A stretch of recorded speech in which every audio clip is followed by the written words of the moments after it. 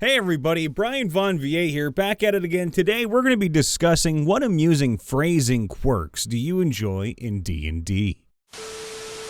I've always enjoyed the phrasing of this Lich Lair action. That's a little tongue twister. Lich Lair action, Lich Lair action, Lich Lair... Oh god. It could have said roll a d8 and the Lich regains an extended spell slot of the rolled level or lower. But no, this one explicitly says that the in-world Lich rolls a die. It's obviously just a tiny oversight in the description of the Lair action, but I enjoy the image of an all-powerful undead wizard pulling a little bone die out of his cloak and rolling it on the floor of his lair. Are there any other amusing phrasing quirks that you enjoy? Now, I kind of like the idea that a Lich has progressed so far beyond the arcane secrets of life and death that they have a vague awareness of something beyond even the gods that uses dice to determine the fate of all beings in their world. So they roll a d8 in a ritual to petition this entity for more spells, and it actually works sometimes. Now here's a few quirks I found interesting. The description for Alchemist's Fire says, make a ranged attack against a creature or object treating the Alchemist's Fire as an improvised weapon. That text includes plenty to unpack. Alchemist's Fire is treated as an improvised weapon, so unless you're a tavern brawler, you don't add your proficiency bonus to attack. Because the throw counts as a ranged attack, you add your dexterity bonus to your attack roll. Most players miss the next implication though. Ranged attacks add your dexterity bonus to the damage roll. The specific rule for Alchemist's Fire changes the general rule for when a ranged attack inflicts damage. On a hit, the target takes 1d4 fire damage at the start of each of its turns. As with any other damage bonus, the one for dexterity only adds to the attack once. Consider the phrase, that you can see in spell descriptions. Many spells require the caster to see the target of an effect. Invisibility rates as the game's most potent defensive spell because so much magic requires sight for targeting.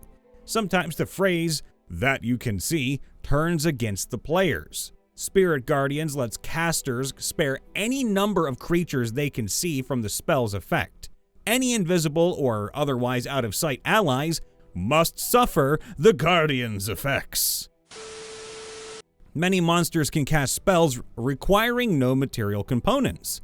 This enables a flame skull to cast fireball despite lacking pockets full of bat guano and sulfur. Flame skulls also cast without somatic components, an essential accommodation for their lack of hands. Monsters able to cast spells requiring no components gains a significant advantage, by the way. These creatures can cast spells without being interrupted by counterspell. To be perceptible, the casting of a spell must involve a verbal, somatic, or material component. With no components, no one notices the casting until it's finished. The monsters able to cast without components mainly fall into two categories: psionic creatures like Githyanki, and mind flayers, and constructs. Many character features allow extra attacks. When you use the attack action, which creates a limitation that often goes unnoticed, for example, a monk's extra unarmed strike requires an attack action. So a monk cannot just take the dash or dodge action and then use a bonus action to get some licks in. This same phrase prevents two-weapon rangers from casting a spell and then making an attack with their offhand weapon. Most extra attacks delivered when you use the attack action cost a bonus action. But the Barbarian's form of the Beast feature lets you make extra claw attacks as part of your attack action. This enables such Barbarians to rage and still make that extra attack. A melee weapon, such as a dagger or hand axe, remains a melee weapon even when you make a ranged attack by throwing it. Normally, a ranged attack adds your dexterity bonus to damage, but the thrown property can change that general rule. The thrown property says, if the weapon is a melee weapon, of course, you can use the same ability modifier for that attack roll and damage roll that you would use for a melee attack with the weapon. If you throw a dagger, you can either use your strength or dexterity rolls, since the dagger has the finesse property. When used to make a ranged attack, melee weapons that lack the thrown property count as improvised weapons. They add your dexterity bonus to the attack and damage rolls, and deal 1d4 damage. For spells like Wall of Fire and Blade Barrier, the distinction between turns and rounds also becomes important. The spells deal damage the first time you enter their effect on a turn, anyone's turn, by the way. This means that if a monster gets forced through a wall of fire on consecutive turns, they accumulate more damage in a round than if they had just stayed in the fire. I suppose you just get used to the heat. The level 3 Wolf Totem Barbarian ability specifying friends and not allies can create some funny moments if you're willing to be pedantic about it. I like the flash of genius's ambiguity on what you're actually doing. At 7th level, you've gained the ability to come up with solutions under pressure. When you or another creature you can see within 30 feet of you makes an ability check or a saving throw, you can use your reaction to add your intelligence modifier to the roll. You can use this feature a number of times equal to your intelligence modifier, minimum of once. You regain all expended uses when you finish a long rest. You could be fully restrained, gagged, looking through a one-way mirror inside an anti-magic field, and inexplicitly make someone pass that polymorph saving throw, intimidate someone better, dodge a fireball, break out of a web or grapple, or cook better, while they are entirely unaware of your existence on the other side of that one-way mirror. How in the world are you doing this? No clue, but you are. There is no specified action required from you. It isn't magic, you just need a reaction and line of sight within 30 feet. Technically, you could help a hostile demon you never met before avoid being banished or something like that too. I recall a joke in a previous campaign about them being a psyker or something, just being so smart that they warp reality. It's more specifically just a phrasing thing, but I love Damphir's Deathless Nature feature, which reads, "You don't need to breathe." Well, say no more, sign me up. It's always been amusing to me, and the quirk I constantly imagine with it, and have set up Damphir characters for in the past, is that if one doesn't need to breathe, what's stopping me from dragging someone underwater? Heavy armor, high strength, and something like the grappler feat, and all I need to do is hold on to a victim and enemy underwater until they drown. Hey, that's creative. At 3rd level, Berserker barbarians can kill themselves by getting very angry, and there is nothing anybody can do to stop them. I'm mad! Well, don't hurt yourself! I will do what I want! My favorite one is when they started using wizard instead of mage, so they replaced it in all their texts, but it didn't go as planned. For example, a text that said the mage casts frostbite dealing 1d6 cold damage would become the wizard casts frostbite dealing 1d6 cold to wizard. Jesus Christ. A few sessions into my first ever D&D campaign, we leveled up to level 3. Ta-da! The bard yelled out to me, "It's college time!" and grabbed my cleric's hands so they could do a little victory dance. Ba-da-ba-ba-ba-ba-da. I had no idea what their subclasses were called, so both me and my cleric were genuinely trying to get answers on why the bard was suddenly wanting to go to college after killing some kobolds.